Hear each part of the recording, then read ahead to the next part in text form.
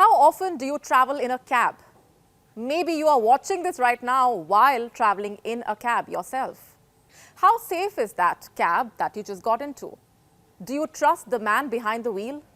Now, I don't mean to scare you, of course, but I'm asking these questions because of the headlines that we are seeing these days. Have a look at this one. A cab driver crashed into a truck. A Mumbai-based author and his daughter survived a nightmare. They narrowly escaped death after getting into an app-based cab when they were on the Mumbai-Pune expressway. In a lengthy social media post, the author has narrated his ordeal. He says the cab driver was yawning and started to drive rashly. And then horror struck when the cab driver smashed the car right into a truck. Such was the impact that the cab's airbag got activated. Luckily, the author and his daughter survived. But let's face it, if you are watching this from India right now, chances are that you have a scary cab story to narrate, especially women. Hello and welcome. You are watching Gravitas Plus. I am Gambhir. And today I want to talk about India's killer rides. Every other day, we see a fresh headline about cab-related horrors in India. This is not just about road safety, rash driving, driver fatigue, but also about personal safety, especially for women and children. So if you are someone who relies on cabs and considers them a lifeline, over the next few minutes, I'll tell you why you need to stay vigilant, because these killer rides are more common than you think. Here are some numbers. In 2022, there were more than 10,000 road accidents in India due to drunken driving by cab drivers. More than 7,500 accidents because a driver was too busy using his phone. More than 333,000 accidents because of overspeeding by cab drivers. And more than 22,500 accidents because the cab driver was driving on the wrong side of the road. When compared to 2021, the numbers have only risen. Let's talk about safety inside the cab. Let me tell you about a cab horror story from last month. A Calcutta High Court advocate in her 30s was allegedly molested and verbally abused by an app-based cab driver, all because of an altercation over switching on the AC. She got off the cab midway and lodged a police complaint. The driver was arrested. This next incident comes from Bengaluru, hailed as the IT capital of India. The city is famous for its thriving nightlife, flourishing startups, work culture. Recently, a shocking incident made headlines.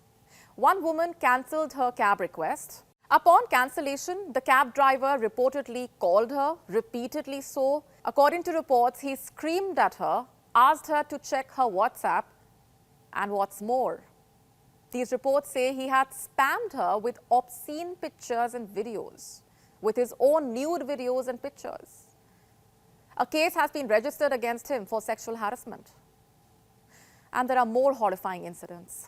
One Bengaluru woman said she was abducted and threatened by her drunk cab driver. A woman in Delhi alleged she was drugged and raped by an app-based cab driver. There have been multiple complaints of cab drivers driving under the influence of alcohol, exposing their private parts to women allegedly, watching porn while driving, making women feel threatened and unsafe. And the thing is, the online cab market in India is booming, especially after the lockdown.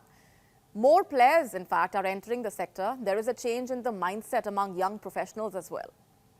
Why own a car when there's a cab right outside the door?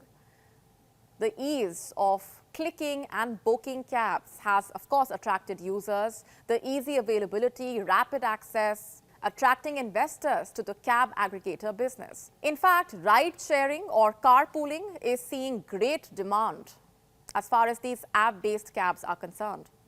But you see, with only a few big players in the app-based cab market, what happens if you feel threatened in a cab? What do you do if you feel unsafe because your driver is, say, driving recklessly or is distracted on the phone, or a much scarier scenario, is exhibiting dangerous, aggressive behavior? You have a few options, either to report the cab driver to the police or lodge a complaint with the cab aggregator. Imagine you would find it easier to report a cab driver on the app, right? But are you sure he will be penalized? Can you be certain that he will not accept another ride the very next day? Threaten another passenger? Over the years, these cab-related horrors have grabbed national attention. Cab aggregators say that they are doing everything they can. Background verification of drivers, installing an SOS button within the app which alerts a safety response team, a feedback mechanism for the drivers. These companies say they have zero tolerance for such crimes, but the thing is, they are happening year after year, day after day. So what choice do you have? Because let's face it, these aggregators have improved commuting. They have made traveling easier for those who don't own a private vehicle or don't drive. Of course they have. What will you do when your car breaks down, for example? When you miss that bus? You can't miss that work meeting. You have to attend your child's PTM. You have to meet that friend. And the easiest way to commute for many may be that app-based cab. But at what cost?